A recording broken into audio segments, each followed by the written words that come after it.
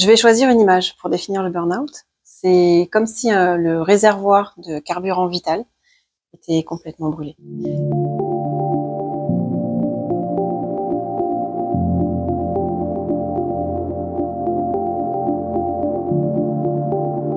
Le burn-out, c'est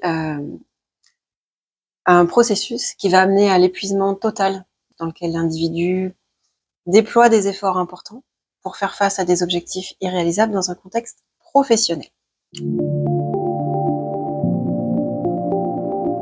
Quelqu'un qui est en burn-out, ça va passer par différentes étapes. Donc, en fonction de l'étape dans laquelle il va présenter différents symptômes qui vont être des symptômes de plus en plus envahissants. Donc, il va développer au fur et à mesure une fatigue qui va être de plus en plus importante. Donc, ça va être une fatigue physique, psychologique.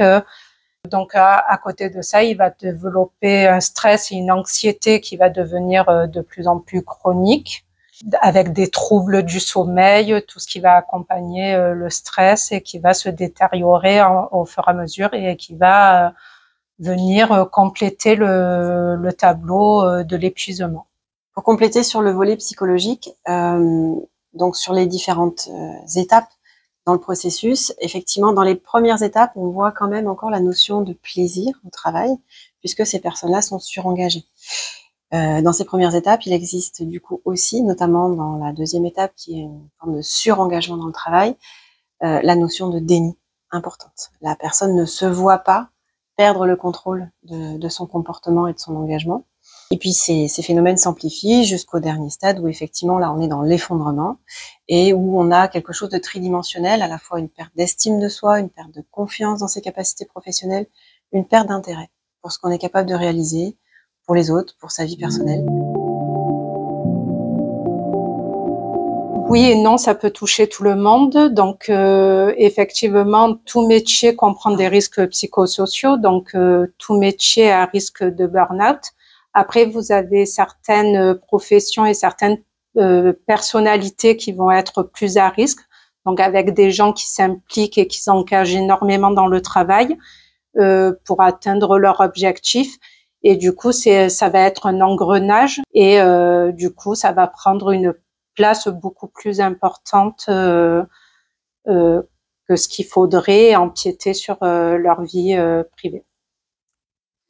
Les risques psychosociaux sont présents dans toute organisation qui présente des défaillances, que ce soit en termes d'exigence, en termes de quantité de travail, que ce soit en termes de management, en termes d'autonomie, de qualité des relations professionnelles, voire même aussi de capacité à faire un travail de qualité.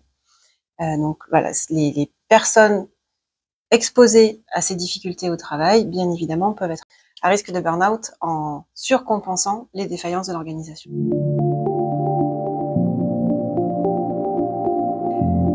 Alors, pour quelqu'un qui veut aider une personne en burn-out et qui veut la conseiller, il faut prendre en compte qu'il y a une grande différence, une grande distance entre ce que la personne devrait faire pour prendre soin de sa santé et ce qu'elle est capable d'entendre. Donc le pire conseil qu'on peut lui donner, c'est de poser des limites. Soit la personne ne l'entendra pas, soit au pire, elle le vivra comme une humiliation. C'est lui dire, faut que tu prennes du recul, prends une petite pause et ça te fera du bien et tu verras les choses autrement parce qu'il sera peut-être pas en capacité à ce moment-là de l'entendre correctement.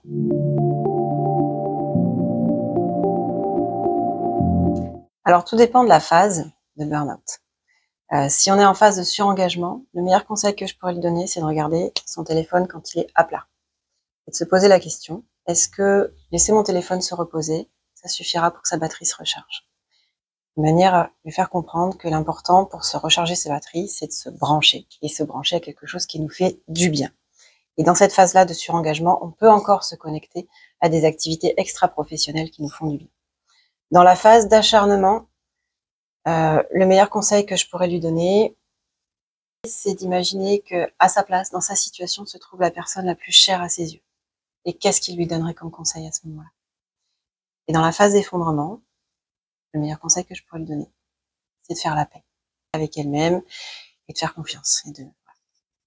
Souvent, ce qui peut les faire réagir, c'est de leur demander leur entourage, ce qu'ils disent de la situation, Est-ce qu'ils s'en rendent compte? Est-ce qu'il a des remarques par rapport à ça? Et ça, des fois, comme c'est des personnes qui sont importantes pour eux et que c'est une des seules ressources qu'ils ont, c'est quelque chose qui peut les faire réagir.